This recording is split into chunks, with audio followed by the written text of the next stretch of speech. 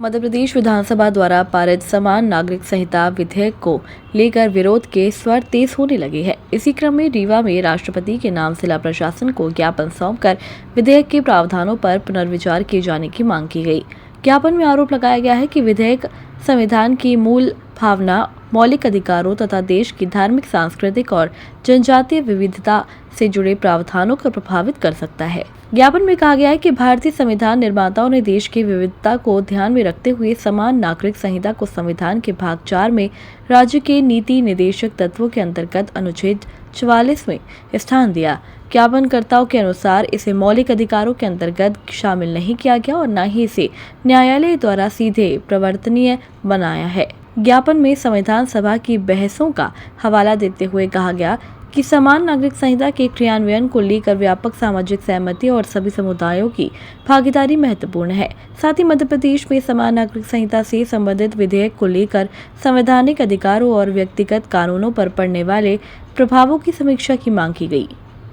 ज्ञापनकर्ताओं ने राज्यों द्वारा अलग अलग समान नागरिक संहिता बनाए जाने के मुद्दे पर भी सवाल उठाए। उनका कहना है कि यदि अलग अलग राज्यों में अलग अलग प्रावधान लागू होते हैं तो देश में समान कानून की अवधारणा को लेकर व्यवहारिक और संवैधानिक प्रश्न खड़े हो सकते हैं। इसके अलावा ज्ञापन में मौलिक अधिकारों और राज्य के नीति निदेशक तत्वों के बीच संतुलन का उल्लेख करते हुए मिनर्वा मिल्स बनाम भारत संघ मामले में सर्वोच्च न्यायालय द्वारा प्रतिपादित संवैधानिक सिद्धांतों का हवाला दिया गया। ज्ञापनकर्ताओं ने राष्ट्रपति से पूरे मामले की संवैधानिक दृष्टि से समीक्षा कराने तथा विधेयक के प्रावधानों पर पुनर्विचार की मांग की है। ज्ञापन में विशेष रूप से धार्मिक एवं सांस्कृतिक विविधता, व्यक्तिगत कानूनों तथा नागरिकों के मौलिक अधिकारों पर संभावित प्रभावों को लेकर चिंता व्यक्त की गई है।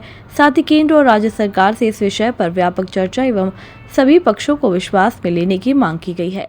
आज हम लोग ज्ञापन सौंपने आए हैं कि अभी जो भारतीय जनता पार्टी द्वारा 2026 नागरिक यूसीसी जो लागू किया, हम लोग उसका विरोध करते हैं और पूरे मध्य प्रदेश में आरिफ मसूद के नेतृत्व में ये कार्यक्रम चल रहा है और ये विधेयक का हम लोग ज्ञापन के माध्यम से विरोध करना चाहते हैं कि यूसीसी मध्य प्रदेश में ना लागू हो।